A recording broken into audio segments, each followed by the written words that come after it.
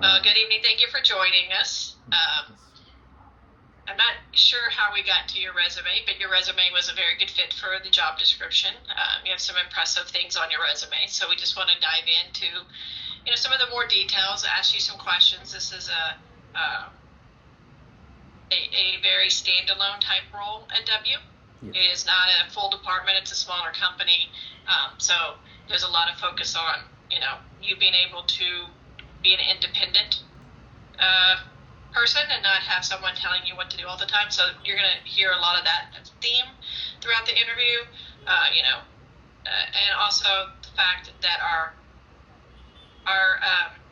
level of documentation currently is pretty abysmal, and so you'll hear questions about how do you go from having a very poor, limited documentation to bringing it to something that is actually usable and makes customers happy. So those are kind of the themes you'll hear throughout, kind of the examples we'll be looking for. Both Kirti and I will be asking questions. I think it's both of our first time to do a panel one here, so we're not used to the handing back and forth, but we used to do independent ones, and it was just, there was a lot of interviews that way, so we're trying to combine a few to be more efficient with everyone's time. So we're gonna be trying the panel way with you, so you get to be a guinea pig as well. Okay.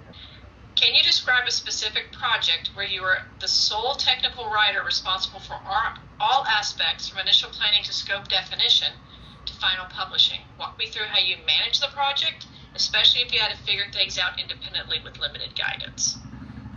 Yeah, so in every organizations where I worked as a technical writer, I was basically an independent contributor.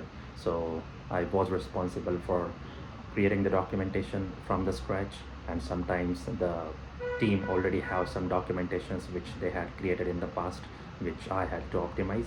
So in both the cases, I had to do it after understanding the product. So in every project, I initially used to spend a couple of weeks just to understand the product, and if it's some application or software, then I used to install it in my own devices, and then I used to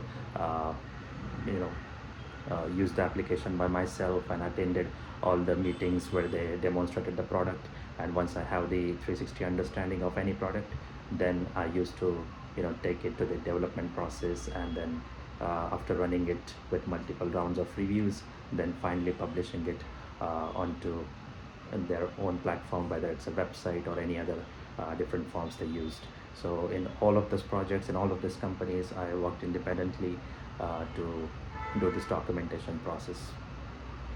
Okay, so you worked with SKO systems, a couple of design studios I see, and some software companies, right? So which one of these companies for you had the most complex workflows Yes. that you had to document? Right. So it was in the SKO systems because their product was basically based in the maritime industry, which is not very common to understand, because the product was implemented into multiple systems, whether it's a kiosk and then tab application and then computer and other electrical systems. So that was very difficult to understand because I had spent a lot of time there just to ask them a bunch of questions, and then coming with the proper documentation that will help the people. So that was the instance where I worked with those complex technologies. So you've got to start with a very complicated system anyway. That is a very niche market, right? Because oil and gas accounting is done differently than every other accounting, and document it out. So with that in mind, how do you approach learning new and complicated systems? So how do you break this problem down into smaller bite-sized chunks to be able to do this? Yeah, so it can be divided into the overall phase of the user journey.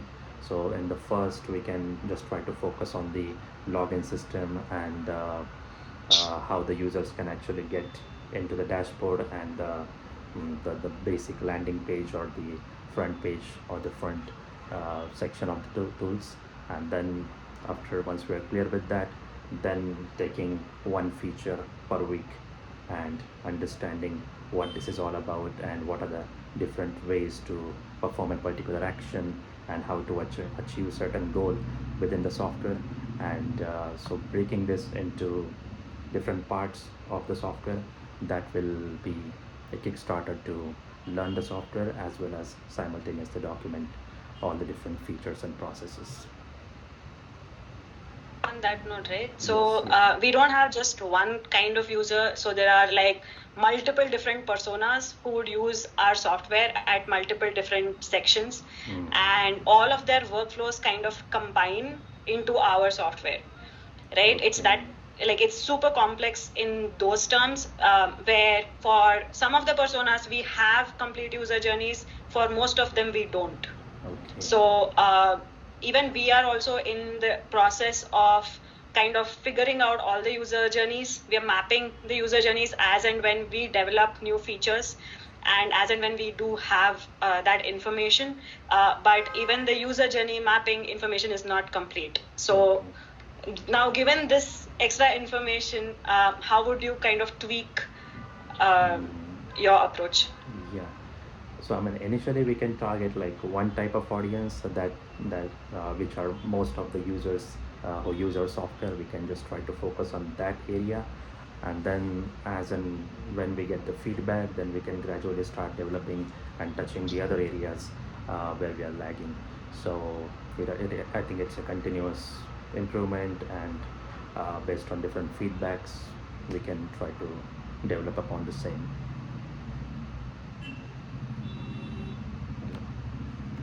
Because some of the audience, they might be comfortable with just reading the document, but some will require the training or some video resources. So based on that, I mean, we can keep both the options, because I'm very good with the Camtasia to record the tutorials or any particular processes, just like the documentation. So then that can also be utilized and leveraged for that.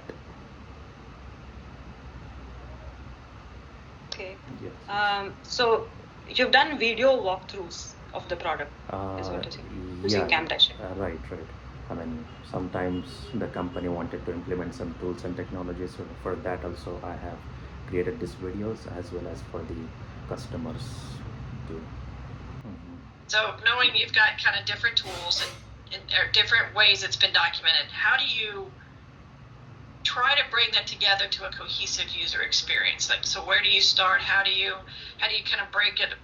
There's different softwares, different types of users, and different technologies, one being Confluence, one being PDF, none of which are current in terms of documentation standards. So how do you kind of drive to a superior customer experience when they're trying to figure out how to use our products? Yes. So I think the Madcap Flare is something which is perfectly suited for this type of complex documentations, when we want to have the whole user interface with different sections. So we can, with the help of Madcap, we can design a proper content management system for the customers, whoever read those documentation. And then it also has the content reusability part, so we can have a consistency across all the different pages, whether it's product specifications or any other branding related guidelines which we use in the documentation. So those can be consistently displayed across all the pages of the documentation, and then we are able to map out all the different section right on the web page, which can be divided into parent category and the parent and child formatting. So everything can be done perfectly, not with the Confluence or other conventional tools, but with the Madcap Flare, which allows us to do that. I mean, it has both central and desktop publishing facility, which we can use both for the internal audiences as well as for the external customers. So everything can be categorized very properly there. It is highly recommended if you're looking to build up a knowledge base, which has like more than thousands of documentations, and it can be monitored, it can be changed. If you also want to introduce some changes which are affecting multiple pages, then we can just do one-time changes, and then it will be applied all across the document. So those things can be managed even by a single person if you want to go with that approach. So I think that's the best way to do that. Okay. Yes. Does it also have any analytics capabilities, or have you had so you've documented a bunch of things, right? So let's say you've documented things for a user, for the end user. So have you also implemented something for analytics over there to see, okay, what is the most seen feature and things like that? Yes. I mean, these features are by default available in the Madcap Central version. So in the back end, we can actually see the number of views each page is getting, and if we are also adding some downloadable resources, then it also provides the count for that, like who have downloaded this and that. And if you also have some forms that user directly interact with the documentations, then those activities can also be stored and monitored with that analytics part of the Madcap Central. Okay. So Yes. looking at those analytics, what do you do with that information? What kind of decisions does that drive? So it can allows us to focus on the areas where people are mostly struggling. So if particular page is getting more traction, then we just need to you know uh, add more information, and we just have to do more work with those pages which has the maximum viewership, and that will also help us to do some changes in the product, and we can also approach the people mostly accessing these pages to just to know that what are the other problems which they are encountering, which we can add in the documentation as well as implement in the product side. So those things really help as part of this analytics. Yeah, so I was just looking at your resume, and you've done some work. Your technical skills has something called web doc UI UX. Can you tell us a little bit more about that? So that is the part about improving the user interface, because I mean, just like you're facing this issue that you had some documentations written like 5 to 6 years ago, and that you want to modify and update with the latest legacy system. So that was mainly about that. So taking the raw pieces of information and the documentation, and then publishing in such a way that it will allows the best user experience. So with the help of those tools, whether it's a Madcap or even Gitbook, we can take care of those things and try to provide the best experience for the user. I mean, this also covers everything, right from the page loading speed to adding the table of content, and then interlinking all the different sections of the documentation, and then adding the right visuals, or even if the documentation is hosted on the web page, then optimizing it for the keywords, and then even the analytical part. So all these things are part of that. So taking that user experience to the next level was the idea behind it. So tell me a little bit more about who did you work with in all of this, and what kind of information did you gather in order to keep the branding in place, in order to keep the experience in terms of the product, as well as like that the product experience should match the document experience, right? How did you achieve that? Yeah, so I mean, in most of the organizations, we used to have business analyst who was basically the provider of all this information and materials. So that was the main accessibility I had. And then for the coloring and branding, also we had the team of designers who used to give some basic suggestions, and which even they have used for designing the brochures and other offline materials. So the color part and all these things, so they had made sure with the help of these different teams, whether it's a business analyst or the designers, graphic designers. So that part, that's how it's taken care of. And what kind of information did you used to get initially? What kind of initial information did you get from the BAs? And like just the starting point, what was the starting point for you? So they used to provide the recordings of the product demonstration, and the process which they have initially followed for documenting the business requirement documents and FRS and SRBs, and then I used to take that as a reference. And then also, before even doing any major changes, I used to make my own research about the competitors, like how they are doing that area. For example, if it's an API documentation, then how they are presenting it, and then following the similar structure, just taking it as an inspiration and then going with that approach was the best idea. And I think that should be a standard approach for any such things. And did you at any time, like, were you given access to the product itself to like play around with, and did you use that? Yes. So, I mean, as I said, like if the product is mainly the software tool or it's a mobile based application, then it is quite easy to, take it in your own system and then start using that. So I have used, I mean, there were like multiple versions of the applications we used to have. They were like weekly different releases. So every time I had to use the latest downloadable files and then install it and then try to use it on my own. So that was my starting point, because like taking everything from the SMEs and all those people, that takes a lot of recycling, because every time you have some questions you have to approach these people. But when you have that in your system, then it becomes very natural to go forward with that. And how did you approach all these multiple releases? So was there ever a point where you worked on a software which had multiple ongoing releases? So for example, version 1 is active and some users are using version 1, as well as version 2 is active, version 3 is also active, version 0 is what, like, or beta is what they're closing up or something like that. So have you worked in any systems like that? Like there weren't like multiple versions running at the same times. It just used to have like one or two at the moment. So because of that less frequency, I was able to do that. I mean, when you already have one documentation ready, then you just have to reuse the same content with just a little more modification with the latest version, and then it was managed that way. Yes. Yeah, so how does Madcap or one of these other tools actually handle multiple versions of the product being live? Because one customer buys it when it's version 24, the next customer buys the software when it's version 25. They're both active, they're both supported, but there may be documentation differences. So how do you manage multiple versions of the same documentation?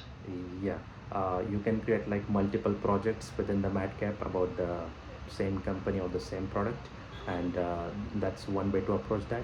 And also you can use multiple table of content for different versions. So this is how like it works. I mean, even so the thing is, like, all these different files and folders, they are stored on the desktop on your local system, and you basically maintain all the different version in your folders, in different folder with different versions, and those exact management can be seen on the Madcap, which you can just make the changes accordingly and then display it on the final web page. So it just works just like how we maintain in different folders. How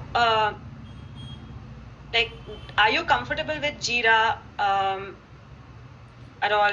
Like, how comfortable are you with it? And like reading through all the user stories and like figuring out, okay, what is this feature about? Like, have you done that before? Like, where does that sit in your process?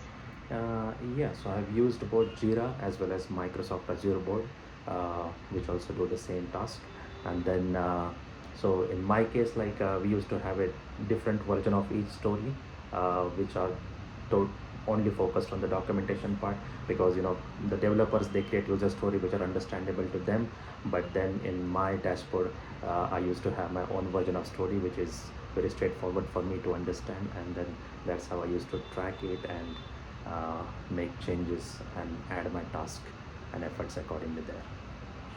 But I still have the same user stories that the developers have, so Yeah. Okay. Okay. So you mentioned at Happening Design Studio that you developed user manuals and troubleshooting guides that reduced or support queries by 30%. Yes. Walk me through the process you used to identify the areas where documentation could have such a significant impact. So, what exactly is your question about there? How did you? Well, like, let me pull up your resume. You had mentioned that Yeah, support queries. you developed 10 plus user stories, FAQs, and troubleshooting guides that reduced support queries by 30%. How did you identify what would reduce support queries by 30%? How did you get to that kind of improvement just by the documentation? Yes. So we used to have a different team who used to, call the customer and usually deal with them. So even when we had the documentation, they were obviously not very much impactful. So people often used to call the customer support and ask wherever they stuck in any issues with the software tools. So as soon as we started implementing there, we started noticing the reduction in the customer support, and because of that, we even had to release some people from the contact support team, because the query has really been resolved, because initially they just had like provided bunch of screenshots on their web pages with not much significant information. But when I tried to documented the whole process using all the features and everything they had, then we started noticing the reduction. Not just 30%, it was like more than that. But that was what I meant uh, with that. How did you come up with that number? Like, what was the formula behind coming up with the 30%? Yeah, this was just an average on the scale of, so we were getting like 7 to 8 queries in a week, and then it started reducing to like 2 to 3. So I just made that right an average. Like about the same feature before and after, or like overall? Yeah, I mean, they only had like one document where they were getting most of the support calls. So it was just about that one particular document. It was like a landing page or something. So Okay. that was it. Yes. So this role is probably about 5 years too late in hiring in terms of we're very behind on documentation, and there's a lot of departments really interested in this role coming on board, and they all have their own perspective of what should be done first. They all have their different perspective of what should be done first in terms of modules, what should be done first in terms of types of documentation, whether it's a user guide, whether it's an FAQ, whether it's a knowledge base, whether it's implementation guide, right? Like, there's a lot of different stakeholders. How do you manage all the different stakeholders in determining what is really the most important thing to be doing at that moment?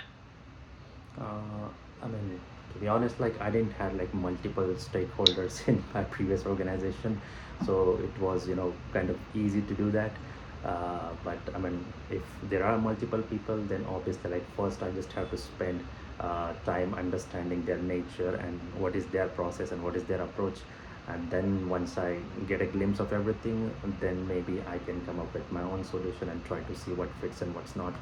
So it's just a matter of spending time with them and building that rapport to figure out these things.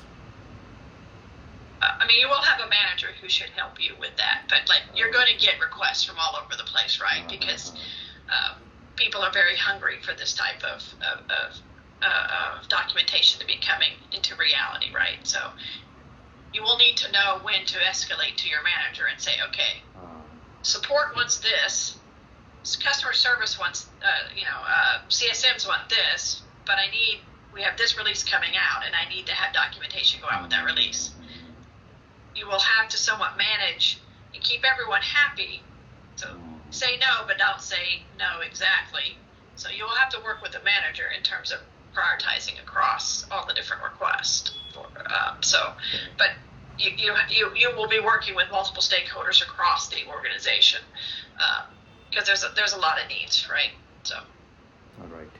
Yeah, I mean, that's a new experience, and it will be, I believe, that easy to manage. Tell us a little bit more about what are the specific standards for documentations that you've worked with? Yeah, usually the companies, I mean, they were not like multinational companies who used to have their own version of any branding and even the style guide. So I just used to take it from the Microsoft style guide. So they have provided all the guidelines for how you can structure your content and inside the documentation. So I mean, I used to, because I have done my post-graduation in technical writing, so there also we had the book which contains all the rules of style guide, inspired from the Microsoft style guide. So after doing it like multiple times, like for hundreds and hundreds of times, then I got used to most of these terms, like how you can structure the bullet points and how you can uh, you know construct your narratives of the content, and how you can optimize the images, and how you can uh, manage the paragraphs and everything. So those directly come from the Microsoft style guides. So, how did you? So, what difference did you find in, let's say, incorporating the tone of voice in terms of market branding versus actually technically writing for a specific user persona? Right, those two are different things. Yeah. How did you manage that?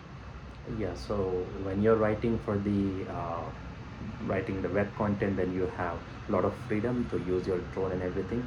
And but the biggest challenge in the web content writing is that you have to worry about search engine optimization guidelines, which is a very complex area, because that keyword research part, and then adding right frequency to the content, and then making sure that you're not just writing it, but you're actually ranking your pages on the Google search results.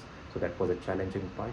But in technical writing, you obviously don't have to worry about that. But here we have a different challenge to, be very, very specific with the content, because I mean, the grammar plays huge role in the technical writing, unlike in content writing. And here, I mean, you just have to be very precise, and you have to follow all the basic principles of writing, whether it's elegance and proactiveness and everything. So that conciseness is what I've noticed more. And the main part is like your content in technical writing is actually used by the people, and it actually provides some sort of help, it solves some real problems. But in web content writing, you're just polluting the internet, because it's very rare that you're actually writing something useful, because even after reading those blogs, they just go to the YouTube or use AI to get their help. So you don't really get that satisfaction in content writing. So that was also one of my major motivation to jump here. Have you written for someone who is super technical? So, for example, accountants, right? They are very, very specific with their language. Like even the language that they use is, there are so many technical terms to it, right? And one side there's an accountant, one side there's a field operator who would use very different words, maybe for the same things even, right? So when you come across these kind of different personas who use different terms for which would probably refer to the same thing, like have you come across this kind of thing anywhere, like or have you worked on any product which is this complicated? So we used to have like both the audience, one who are very laymen, who are generally the workers working on the cruise line, or even the audience which are basically the software testers or the internal developers. So for both the audiences, the approach was different, but we did not have any one specific documentation which is used by both different types of audiences. It was usually like separate documentation for them, so it was easy to cater that way. But haven't encountered such instances where you have both type of audiences using different terms, and then you have to manage your terms and vocabularies and content accordingly. So that was the history. Yeah, I mean, I'm used to this situation. I worked mostly with that US overlap time, as well as German and Netherlands, so I'm kind of familiar with that. So that's okay.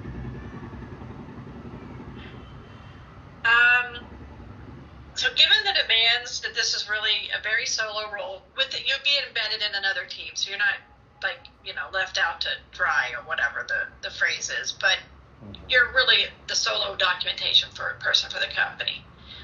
And you kind of need to drive some maturity, because it's not like you're inheriting great documentation to build from. So what do you see the biggest challenge for this role, and how would you plan to address it? Mm, yeah, I mean, I think the initial phase would be more challenging because I do not have idea like what are the main expectation from different teams and what they are trying to see in the future and in the couple of months. So understanding those things will be difficult part. And once I started understanding like this is something which should be done and uh, their goal in terms of future of the documentation, then I can try to align my own goals with that uh, to get into the same page and then uh, doing my work and forward. So I think those will be the only challenge because understanding the people and then uh, figuring out what works and what not. So that is something I can think at this moment. Yes, yes. Okay. So let me just give you one specific workflow that I've thought of. This is not with this industry. This is a different one, just to see how you would think and like what would your process be like, right? Just to understand that. Right. So let's say there is a repair company, right? So you have a bunch of repairmen going around and trying to kind of repair household appliances. So that's basically what they do. And the management system is basically a task management system for the repairmen, right? So that's the software. Now, like you have some basic idea about what it could be like. So how would you approach? So let's say there's zero documentation, right? There is no document at all. They're still in, let's say, beta phase. They just had their market fit, and now they know that hey, this is going to work. There is business to do in this, and let's say they're still in that stage, initial stage, and they want to roll out their first version, right? So strategically speaking, what would be your like how would you approach this entire scenario in terms of documentation? What would you do first? Like how would you go about it if you were the sole document person? Right.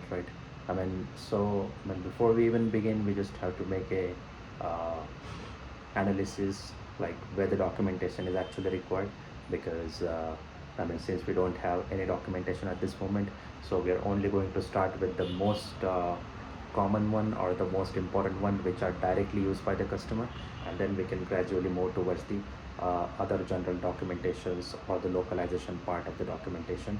So initially we can see like whether we need it for the internal audiences for like API documentation and such, or we just need it for the customers, so whether it's release notes or FAQs.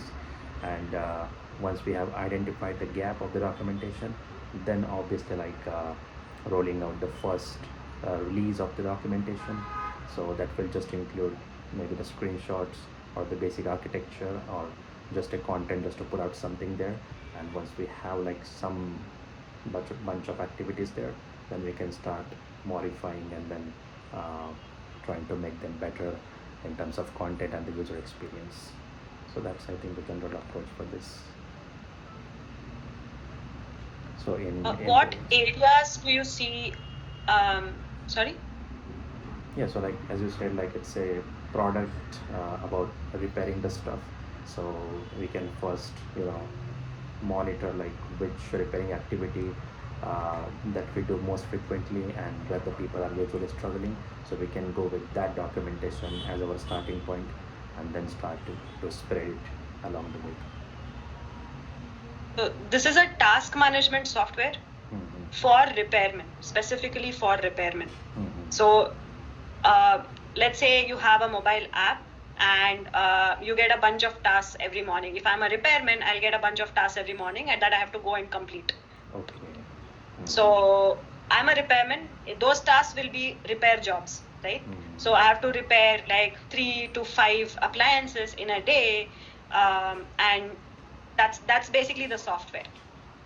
So for this software, and let's say there's an admin who's going to keep assigning the software, assigning the tasks to all these people. So there are 2-3 different sides to it, right? So assume that this is the first release. They have not yet. This is the alpha release is done. They're releasing it outwardly to their customers for the first time, like the first actual version. This is not an MVP, right? Okay. So they would probably have some bit of release notes, which would be like, for example, like one-liners, fixed 5 bugs is like, let's say that's one, that's just it. That's the release note. Previously, whatever they had, right? Beta phase. Right. So now they're in version 1. What are the areas where you'd see that documentation A is required? Like I'll ask more questions later. Okay. Yeah. So I mean, for the start of this, like release note will be the first thing required, as well as in order to explain the people like how to use the product and the task management systems. We will also require first draft of the user guide or the user manual, and if it is required, then we can also separate troubleshooting task and create a separate troubleshooting guide. Or better, if we also have some people to directly engage with the customers, if assuming there are less number of customers, so that instead of creating the documentation, we can invest our resources into that area to deal with the customers. And with the troubleshooting guide, you can also have the installation manual for installing the system into their devices or wherever they are using this task management system. And apart from this, there will be just the internal library where they can access all the more information about the product, which will basically include the list of user guides, troubleshooting guides, and installation manual. So these 3 are the fundamental docs which are required for any product when it's at the launching phase. So Okay. that's it. How would you approach the release notes? So usually, I mean, they will come from the developers, or even in the if they're using the Jira, then they also create their own user stories where they have worked with the particular feature, and then using those stories and then picking the specific activities they have done in the product releases, and then taking that out from there and then putting into the release note pointers and the category. So that would be the main resources to go for the user stories. So let's say there's one release, and there would be like 200 Jira tickets for that release, right? Let's say we are doing one release in a year, and there would be, I don't know, like 1,000 Jira tickets in a year at least. So how do you see that? Okay, there are so many features, there are so many things going on. Yeah. Like how would you navigate that? Yeah. So initially, How would you say, okay, this goes on the release note, this does not go on the release note? How would you segregate? Yeah. So for the first phase of the releases, we can only talk about the major developments. So for example, if there are changes. Take this example for like what we just discussed, the repair example. Just think through what could be the main thing for the repair job, for that whole workflow. Just think through that, and you can use that example to give your answer, like for the next few questions that I have. Okay. Yes. So if there is any, so there will be like the whole development that they have done in that particular month might be divided into micro activities, micro features, as well as the main features they have done. So for example, they have introduced a whole different repairing module or something like that. Then we can only talk about those particular aspects instead of digging deeper into the micro things which we have done in that particular section. So once we have listed out like the major features, then we can use it, release them as an alpha version, and then in the beta we can also start adding the micro features that comes under that particular release.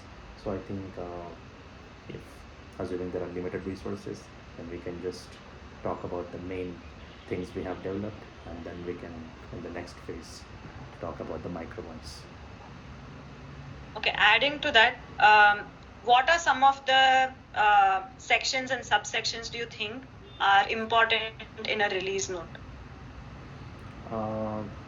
So everything which we have implemented from the user interface or even in the backend, which can be categorized that way, like what are the changes we have done in the actual user interface of the task management systems, or suppose we have implemented any API or we have made any internal configuration, then those will be like the technical releases. So that will be the category of that. So we can only include the user interface part if the customers are mostly struggling with or not just struggling, but the audience is basically the layman people with no technical background. Yeah. Now, let's shift the perspective a little bit. The same thing is on version 10, right? Now, how would the headers for the sections change in the release note? Headers changes, I mean, what exactly you... So you said since this is the initial version, we will have the changes in the UI, we'll have changes in the backend. These two will be the sections, two different categories, right? Yes. Now, this is because it was version 1. This is the first release. Now, how would it be different if it was version 10? Even in the version 10, the main category will be the same. You don't really have to make changes in the main headers. Only there will be some additional features introduced into the products. So those will be listed inside those heading as a subheaders or as a child category in that Wikipedia based structure.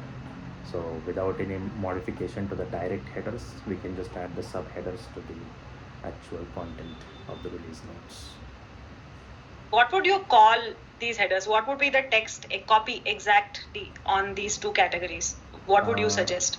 You can just go with the conventional notations like feature 1 or feature 1.2 or feature... Not for the features. Coming back to the version 1 of it, you suggested 2 categories. Can you tell me what copy you would suggest for that? So you can what's new, or what's new is something I can think at the top of my head. So that's one thing. There were 2 categories. Yeah, so what's new is suitable for the user interface part, and for the internal changes. So for example, if it's specifically about the APIs, then we can say API inclusions, or if it's about configuration from the server end, then we can talk about the server upgradation 1, or just the server upgradation, and then list out the actual changes we have done there. Sounds good. Well, thank you for meeting with us, and we are doing interviews throughout this week. Okay. Probably some next week as well, and then you should hear back from us.